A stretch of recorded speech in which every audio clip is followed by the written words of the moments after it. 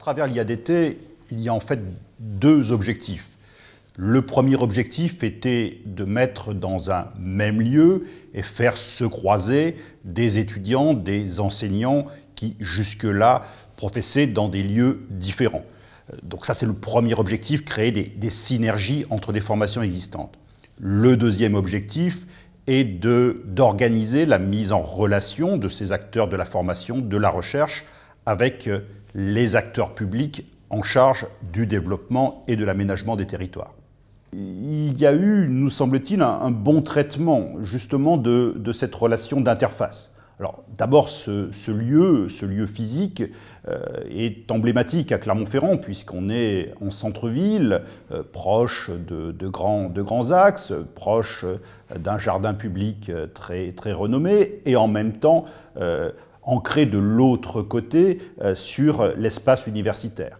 Et en termes de geste architectural, ce qui nous a semblé intéressant, c'était d'avoir su traduire à la fois l'identité, un bâtiment qui avait une cohérence, une visibilité, mais qui renvoyait aussi à notre territoire, faisait écho aux constructions voisines et faisait aussi écho à un ancrage territorial, en particulier par les matériaux mobilisés à l'extérieur en façade.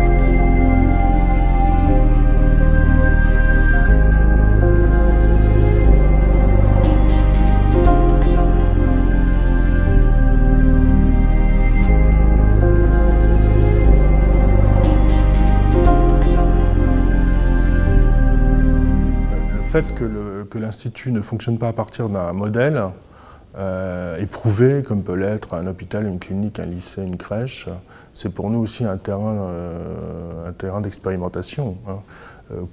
Donc pour nous, ça devait prendre corps dans l'architecture, cette idée que les gens étaient ensemble au même endroit pour faire des choses de différentes disciplines qui contribuaient à une seule formation. Et donc l'espace est conçu comme ça, autour d'un vide central, où de toutes parts, on est en relation avec chaque niveau, on sait exactement où l'on est, on n'est jamais isolé quelque part à l'écart.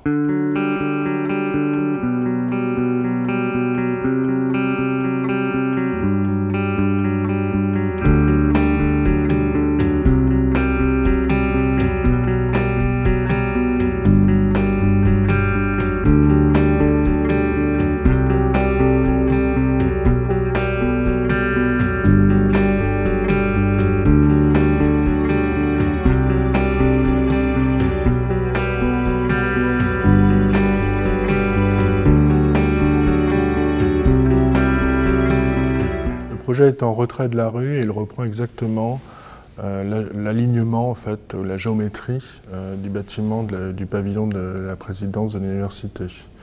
La parcelle était en décaissé d'un niveau par rapport à la rue. Elle était en frontalité avec le parc Lecoq et à l'angle d'une rue. Donc on a inscrit un volume minéral dans une logique de glissement vertical qui permet de récupérer les deux niveaux. On rentre à mi-chemin. Le projet est comme un prisme en pierre, en fait, noir, sombre, assez mystérieux, qui n'exprime pas sa fonction et qui est creusé dans la masse. Dès qu'on pénètre à l'intérieur du projet, au contraire, l'image s'inverse. C'est-à-dire que ce qui relève d'un équilibre statique devient un équilibre dynamique. L'espace est extrêmement clair, l'ensemble des espaces sont en relation autour d'un atrium, et la transparence lumineuse, les diagonales verticales et horizontales prennent tout leur sens en confrontation totale avec ce qu'on peut imaginer depuis l'extérieur.